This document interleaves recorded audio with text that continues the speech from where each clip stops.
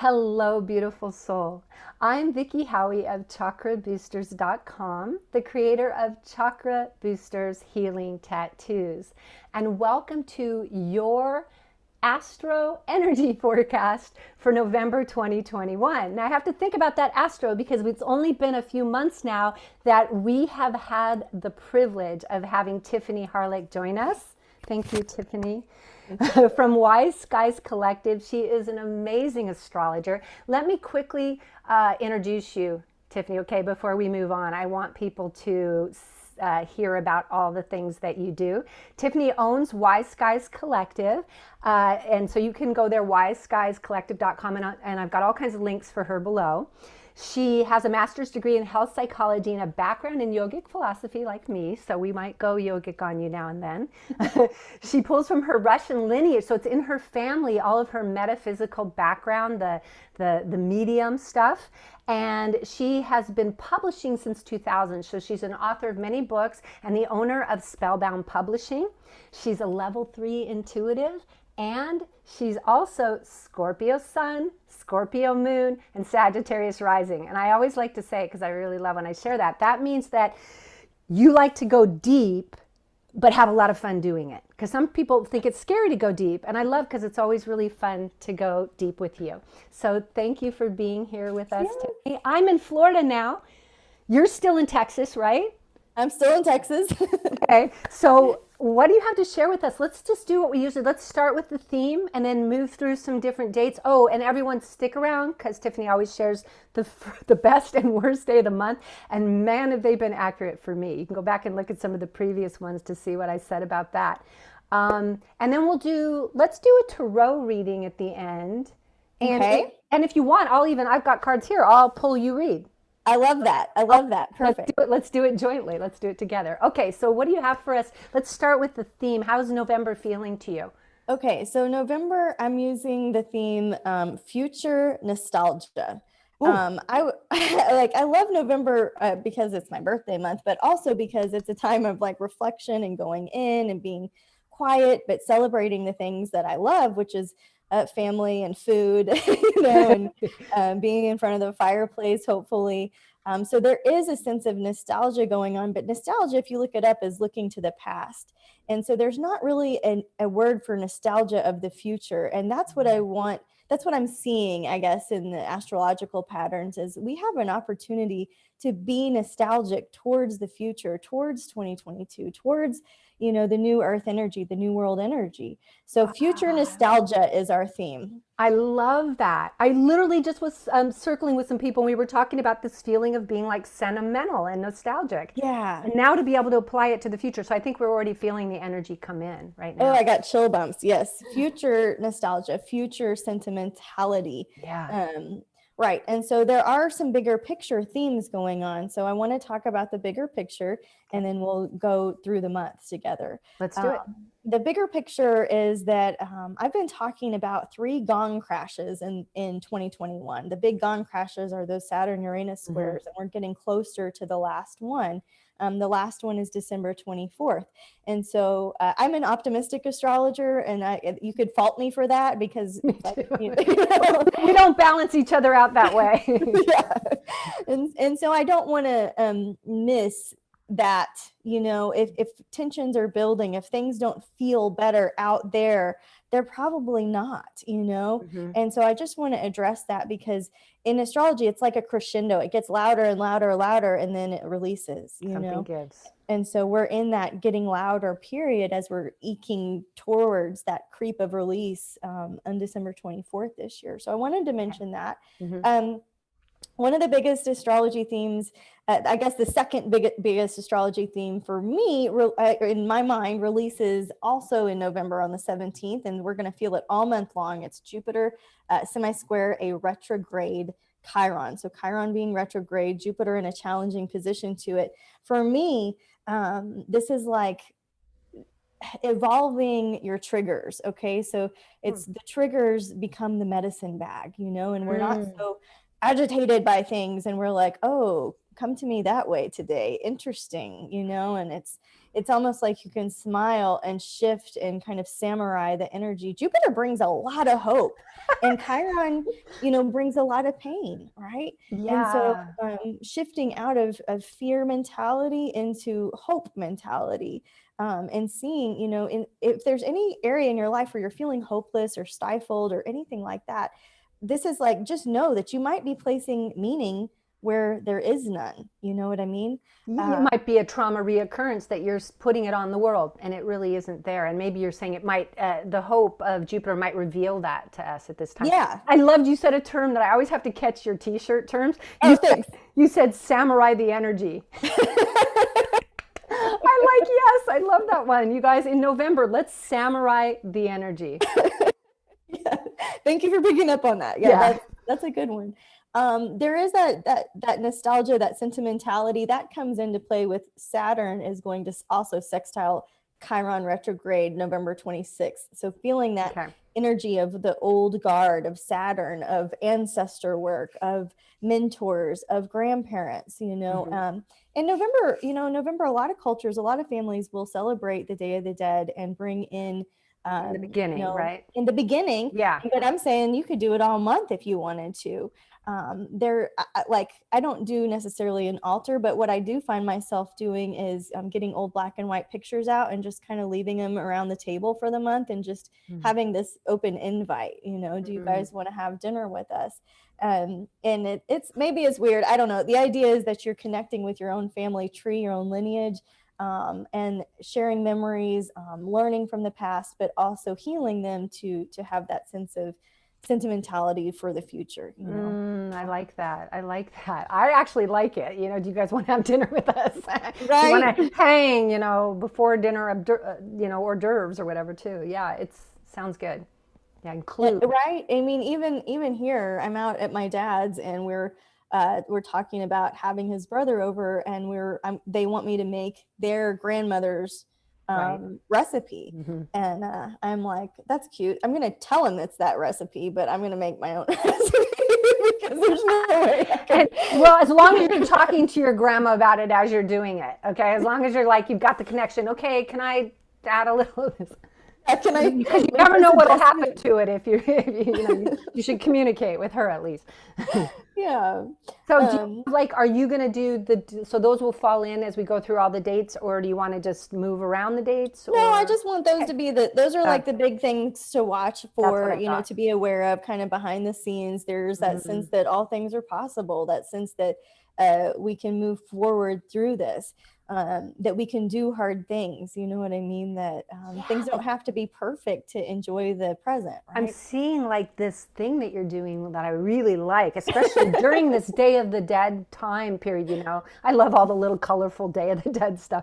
But like pulling, like making, it's almost like this nostalgia you're talking about for the future. It's coming from the fact that we're connecting to past too.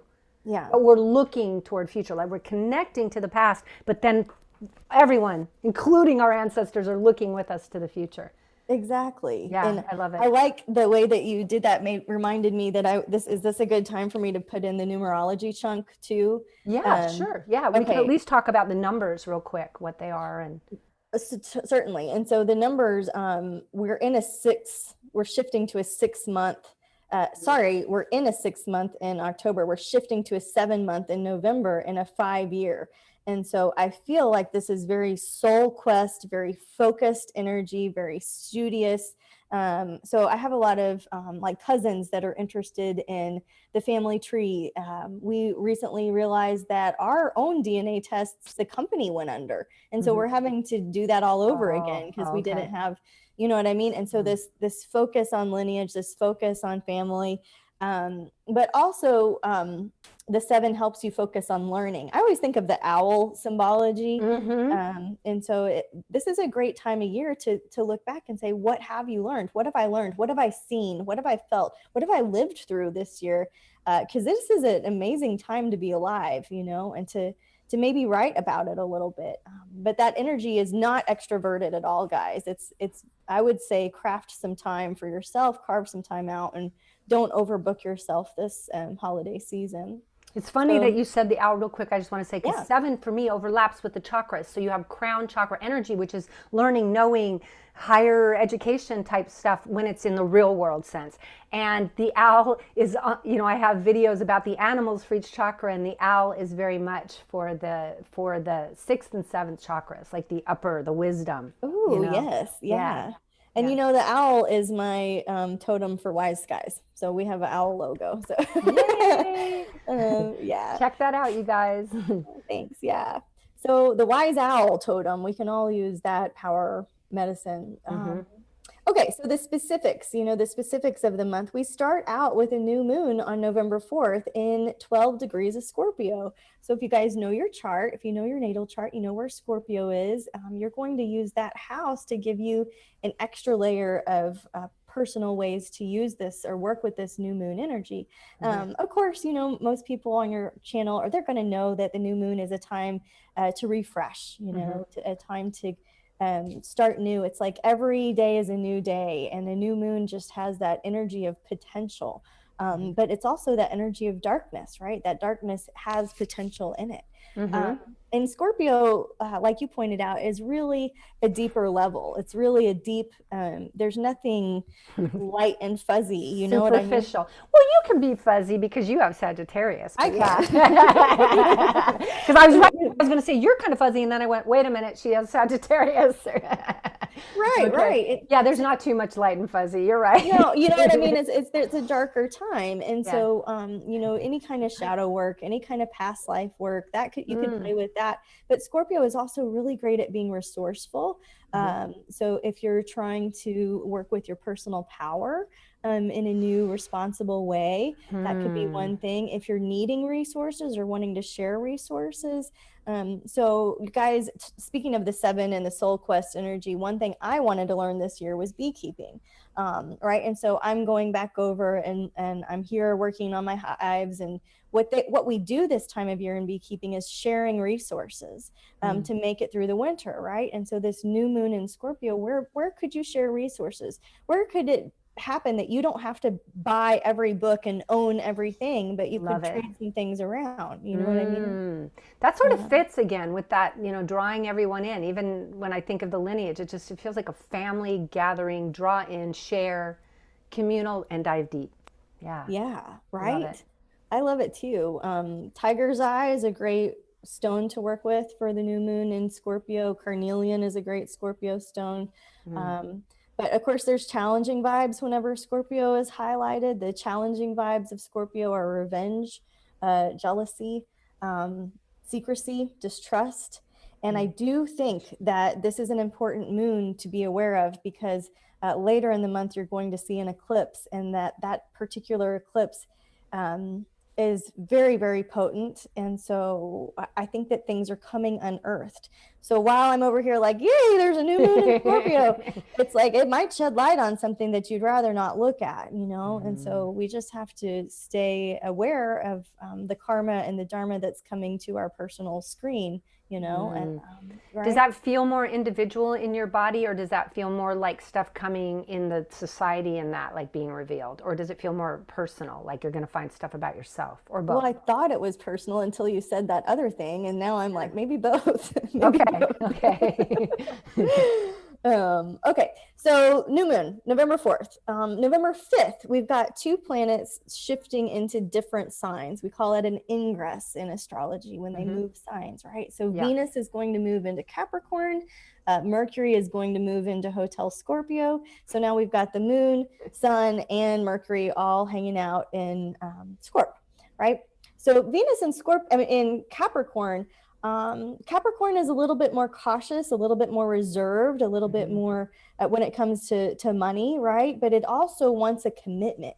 So we might see more people getting married or proposing, or we might see more businesses making long-term plans, or this is a season when you can fall in love with more mature people, even like teachers, or like people that are older than you are, or whatever.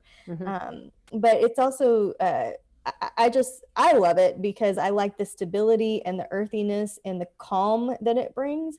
You know, when we're younger, like that passionate, fireworky, addictive kind of a love is more exciting. And then things change, you know, and that more Capricorn, stable, calm center kind of a love is where I'm at, you know. So Venus into Capricorn, I'm like, thank you, God. You know, yes. My Venus is in Capricorn, so I really resonate with that. I like some stability behind money, behind love, behind all those Venetian things. Is that what they say? Things. Venusian things. Venetian is from Venice. I got it. Yes. That too. Okay, and then Mercury and Scorpio. You know, Mercury represents how we think, how we process information, how we learn. So you can find that the jokes, the sense of humor is a little bit more dry or dark or just very like, you know, it's not like body humor. It's more like high intellect. You know what I mean? Dark, high intellect, like it. Yeah, people interesting stuff. More blunt. You know what I mean? They're more. And then with Scorpio, the mystery side of things. So if you guys like true crime, if you like mystery, if like this is a good time when you can get curious and explore those topics when you're reading and learning. And you can use that to your advantage to stay curious about the mystery of life. You know what I mean? Instead of being like, what's behind there? I don't understand how this is working. You can just stay curious. I wonder what this means, you know? I wonder what this means for me today. Love it. Okay, one of the best days for you to circle. I've got two for you. I'm going to tell you. You're going to give us two best days? I'm going to give you two best days because it looks like a lot of hard days. It's a tie. It's a tie for two best days and a lot of hard days. So really grab your two best days. Okay. So one of them is November 6th. Let me look at the other one. The two best days. Okay, so November 6th is one, and November 4th was one, the new moon. So November 4th and November 6th. What's going on in November 6th to make me say that is that Mercury is going to be sextiling Venus. That's a day when there's more ease, there's more flow, there's more harmony, things are understood.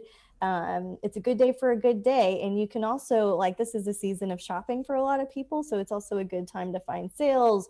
Or like, for example, the grocery store down the street from us is closing. And so they're having a 60% off of their inventory, right? And so this is a season when you might find some really good deals. But November 4th and 6th are your best days. Okay. And what's the worst? I know we might not be there date-wise, but let's just do it. So the worst are... I'm curious. Last week, last month, I think I was like, don't tell. But this month, I'm like, I want to know. Been patient.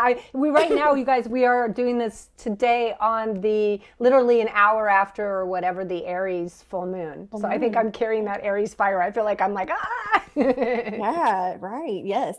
Okay. So the worst, I'm going to say circle the 10th and the 19th.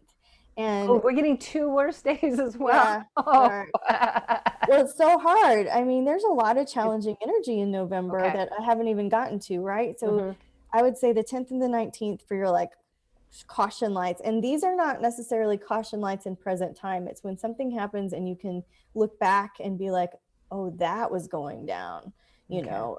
So just to be aware, not to be scared, not to go crazy planning around it, but just to be super cautious and aware that, like, I don't want to say I'm accident prone, but I have something in my human design where I like drop glasses and break things, and I'm just by being me. Me too. I'm with you, sister.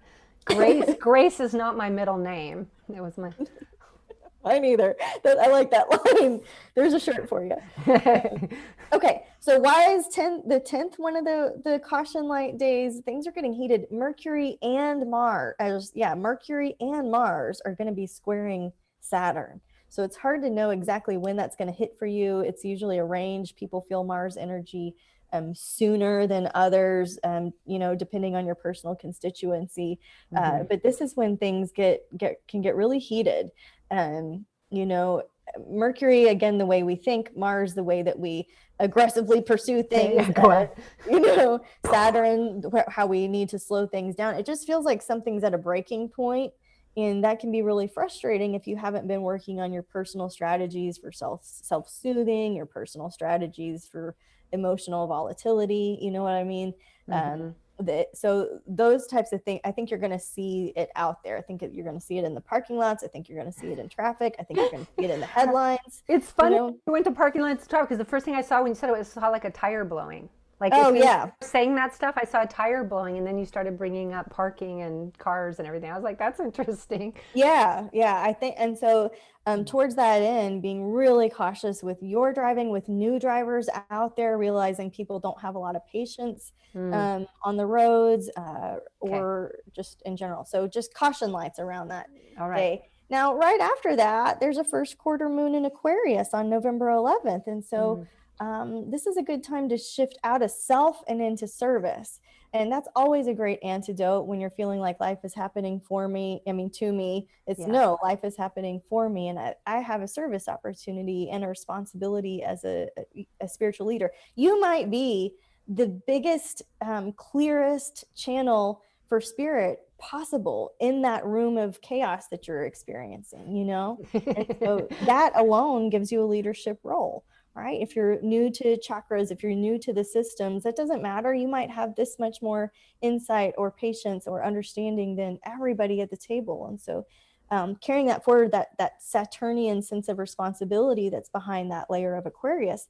The first quarter moon's a good time to launch something. You know, what would you launch with Aquarius energy? You would, maybe there's a new group you want to get involved in. Maybe you want to step into a service position in a group that you're already in. It's a yang phase. It's time to get determined about something, you know? And so to me, it looks like there's going to be a blow up. There's going to be an emotional hangover, and you're going to get really clear that you're never going to do it like that again. And that you can choose your own adventure and what's correct for you. But that's what it looks like to me, you know? There's a caution. I almost like, as I'm translating what you're saying, I kind of want to caution myself or others. Like, so if the 10th is tough, use it, land the next day, and use your invitation for service opportunity to move it, not to judge yourself and get small and go, okay. Because sometimes we have a tough day and we go small, but instead things don't move when we hug around the problem, right? Yeah. So on the 11th, there's a new opportunity. I got shivers in my legs as I said that. So on the 11th, there's a new opportunity. Let's go out. Go out, even if you're still saying, God, what happened with me yesterday? Right. Yes. I think that's such good advice. I mean, that's what I do. I clench up, you know. I have a friend and we talk about relax the pituitary grippage, you know. It's just calcifying things, you know. And so we don't want to calcify. We want to release and go forward. Yeah. Go forward in love. Go forward in service. Yeah. Yes. And it's a perfect time to do that, because the very next day on the 12th, we've got our inner child, you know, to work about. We've got Mars is aspecting Chiron retrograde. Chiron, and this is like that inner child, standing up for your inner child, being a good warrior for spirit, anything that needs to be held,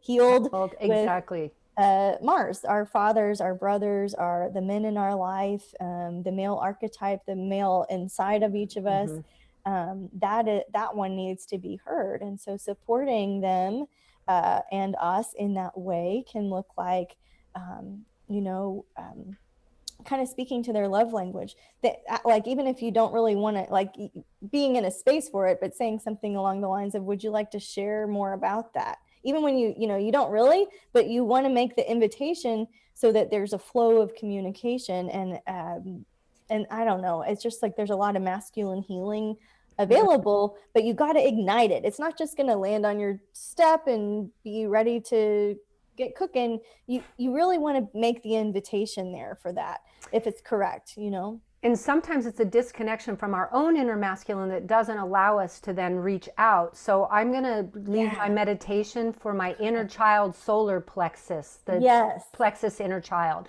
meditation here. So you guys look for the link. I'll leave that here. I'm going to be listening to that on the 12th. Thank you for doing that. That's perfect. Because otherwise I feel like it often gets to be shadow. Oh, that person's aggressive. That person's what? And there's a lot in aggression. Rocket ships need aggression. You know what I mean? Like, there's a lot of energy in fire, you know? So this is about owning the fire so that we can then be okay with it around us. Yes. Yeah. Oh, I'm like, woo. Okay, so right after that, the 13th through 15th, we've got a little bit of trouble in paradise. Venus is going to semi-square Jupiter. Sun's going to square Jupiter. To me, it just looks like overspending. It looks like buying that thing of vegan But ice cream. budget consciousness and conservatism right in the middle there, 13 to 15. Okay. Yes. Let's just be aware. You can really overdo it. Loose lips sink ships. Don't overdo it in any capacity. Talking, spending, all of the things. Right after that, the caution lights still come on. Mars is going to oppose Uranus retrograde on the 17th. And then we've got a full moon lunar eclipse on the 19th in Taurus, where Uranus is. Okay, so the 19th, the full moon lunar eclipse was our other worst day. Yes. Okay, let's talk about that. Let's get there. What's going on with that? And it just feels really volatile to me. So I don't want to say like you're going to have a bad day. You're not going to have a bad day. You're going to be aware that things are changing dramatically. Yeah. It looked like that's a lot of fire, right? Mm-hmm. Say it one more time again. All the happenings on the all the things. Yeah. All right. Mars is going to oppose Uranus retrograde on the 17th. That's before. Yeah, it's 2 days before. But you'll feel it. Yeah. It'll still be there when we're in the 19th. Mm-hmm. Okay. The 19th is the full moon lunar eclipse in 27 degrees of Taurus. And so knowing your chart can really help you. Where is 27 degrees of Taurus in your chart? Mm-hmm. This is when things really come unearthed. And this is why I think that new moon on the 4th is going to give you a little preview, a little foreshadow of what's happening here. And if something's coming undone, my best advice right now is to let it. Don't hang on. Like if you're clenching, nope, that's the mind working. Like we don't want to clench around this time of volatility. We want to just see how quickly we can relax into it. It's just like, I don't know, maybe this is a bad example, but if you're getting a massage and it's like you're bracing against it, you can't really get a massage. You paid for it, you might as well relax and enjoy it. It's not, it's not changing, it's there. Right. Yeah. The pressure is still there, right? Yeah. So the pressure is on. So how can you work with your body to relax into the changes that are happening? Work with the pressure of what is. I'm looking for the t-shirt moments again. Oh, good.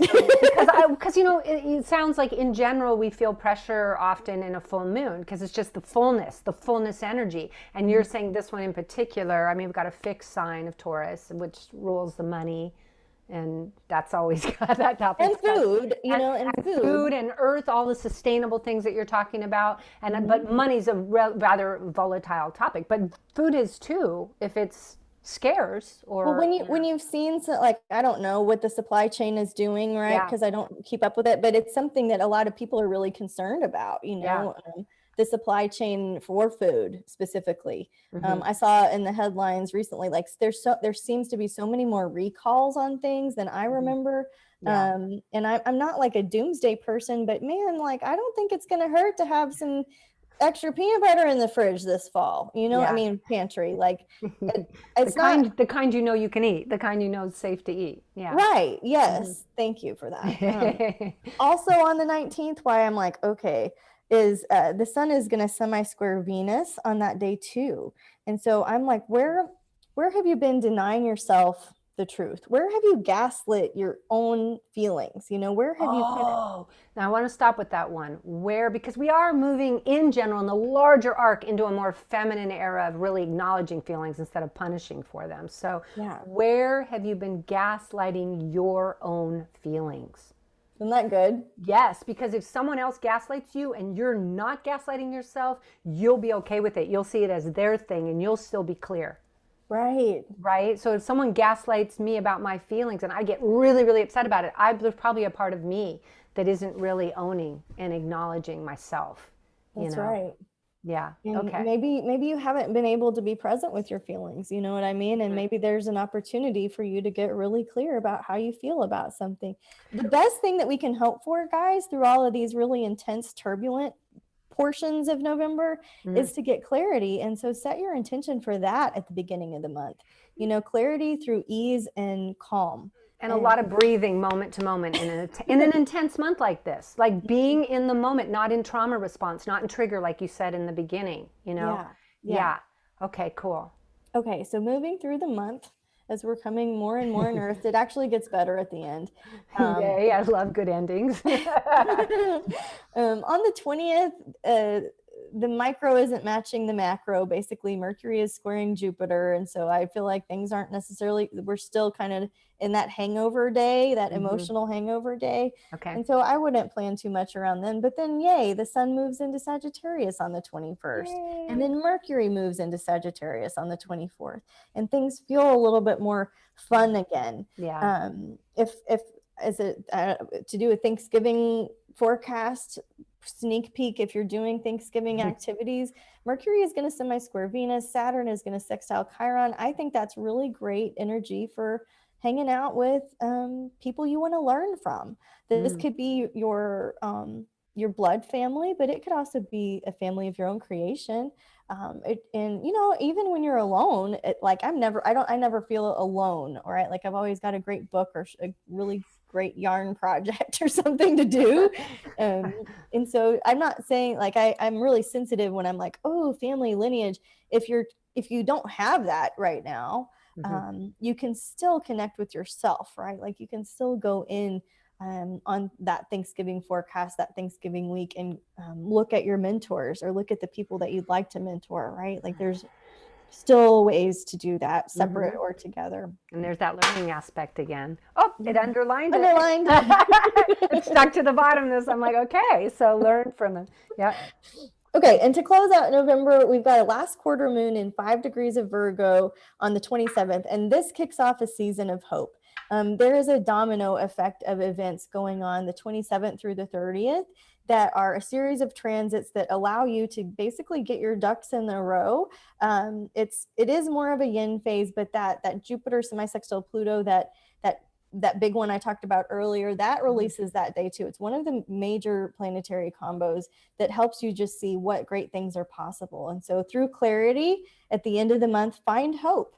There's that 27th through 30th, there's a lot of room for creativity. There's a lot of room, for seeking to understand. There's a lot of room to just enjoy the season, and so if you've had a rough month by then, and you're like, thanks a lot, Tiff. This is the time when you can kind of soothe and enjoy. Well, I just want to point out that you don't move the stars, although sometimes it feels like you do, but you don't move the stars. You're actually just sharing ways that we can be more aware on how to work with them. Yeah, it's the weather I never blame you, Tiffany, just so you know. Good. Okay, so we would time for the tarot. I cannot shuffle that cool way that you shuffle, so it's like you just kind of do that. Like people have had cards for a long time. Like I think you got it in your lineage that you were talking about, because I can't do that. I do it the way my mom did it, like yeah, that's great. So I just did one. That's number one. I'm going to do three as we feel into the cards giving us what our audience, what our peeps, our beloved family that's watching right now, what they need. That this brings to them some insights for the first card on the first half of the month. Okay. All right. Oh. Okay, so the first one for the first half of the month is Two of Swords. So tell me what you get with that. Okay, Two of Swords, that's a difficult decision. It feels like you're up against a wall. It's one of those like darned if you do, darned if you don't moments. It feels like almost nothing. It just feels like there's a lot of it can feel like regret. It can feel like you're backed into a corner. And so if we continue with that intention of clarity, that's going to help you. I had a very wise woman in my life tell me, in her words, it was pray about it and make a decision and let it go. And I'm like, you can do that? You don't just have to worry every single day? You can do that. You can do that, right? You can do that. There's interesting how much feminine I see in this with so much masculine. Yeah. Like there's the moon and the water and the woman and her gown, which is kind of flowing. And then she's sitting and she's upright and her arms are crossed and she's holding swords, huge phallic symbols. Like I just see. Where have you been denying yourself? Where have you gaslit your emotions? Where have you cut things off, to that feminine side, right? So maybe if we really get aware of that in the first half of the month, then we'll be ready to release when you said, which was, what was the date? Can't remember the date that you brought that up. We brought up a lot of different dates, but which one? The one for, we asked, where have you been denying. Oh, that one. Yeah, I can look that up while you're Venus related. Okay, so I'm going on to the next. I'm putting her back in. Have you ever had the same card come up for, like, we haven't? Oh, yeah. We haven't for both halves. We haven't just with the two, but it's possible. I put her back. That was the 19th, by the way. Okay, that's what I thought, but I just like, it feels like everything was the 19th, so I didn't want to just say that. So the first half of the month, if going up to the 15th, we really stay with the difficult decisions and like meditate, like you said, or pray, and then let go, and let go, then let go. Right. You might have some truth showing up by the 19th, you know. You're not gonna. You're not gonna. Yeah. It's Scorpio territory, you guys. We're glad you're here with us for it. Okay, so what's best for this second half of the month? Let's just really feel into what we have here. Oh yeah, it looks like the end of the month. Oh, yay. That's one of my favorite cards. So that's the Ten of Cups. I know. How can you not like that? The rainbow. Yeah. Cups of emotion. The family's happy. Exactly. It's the happy family card. It's the happily ever after. And that really does match beautifully with that domino effect of hope. And you can see they're looking up. They're like, all things are possible. I'm in the field of infinite wisdom, you know, and grace, in the field of unconditional love. And that's when I have let go of my personal agenda to just experience something greater than myself. Yeah, the greater. Like the rainbow is such a symbol of hope. And the rainbow is also in us, in the chakras. We are literally a rainbow. Yeah, so I love that. And what this was reminding me overall, Tiff, is what you were saying is this is a typically deep, and it's a deep and challenging month. If you stay with it and you keep bringing yourself back to self, back to heart, back to service, then by the end of the month, even the stars align to let there be a big release and an understanding of something bigger. Like we're ready to step into something bigger. So you guys, if you're having a tough first half of the month, just keep remembering this card. Look at it. Feel into it. Remember that. That's coming. Okay. Oh my gosh. What a beautiful, like, whirlwind. It just feels so packed with stuff when you share. I really, really appreciate it. Any last thing you want to share? Guys, I'm going to put links, a series of links from Tiff below with wiseguyscollective.com and some other things, like maybe her calendar link. You can get a digital calendar that she makes, and where dates are just right on your device, which is really, really nice. And I'm going to leave that meditation we talked about. And I'm also going to invite you guys to I'm having an intro to circling this Saturday coming up. So I will leave a link for that too. You can come to that for free. And what else? Got anything else, Tiffany? Give us just one little tiny little hint. Have you looked at all toward December? Like just with the general feeling at all? Or do you have an intuitive feeling about it? Okay, so if you want to sneak peek into December, we have a Venus retrograde cycle in Capricorn. And so we also have that big gong crash coming. And so I do feel like this is a season of being conservative and you know, going Venus retrograde, right? Going back over relationship issues, money issues, and earth stuff and pleasure to earth and and maybe, you know, maybe a great season to garden, you know, to get your seeds going for the next year or organize some way like that. But I usually do a Venus retrograde guide, so we could really geek out on that in December, in the December forecast. But let's do, because again, it's retrograde still in Capricorn, right? That's what you said or not? Yeah, and that's mine. So that's going to be interesting. Got to go back over my relationships and stuff. And your relationships and your budget, you know, it doesn't all have to be bad. It's, you know what I mean? It's like, well, I'm just restructuring some things for the future because I have that future nostalgia that we talked about, right? Yeah, it feels good. I've really come to trust it. It's all for me. So, well, thank you guys for joining us. And Tiffany, once again, thank you so much for all the good t-shirt moments and and the best and worst, and giving us 2 this month, double best and worst days. And we'll see you all next month. Okay. Thank you. Bye, everyone.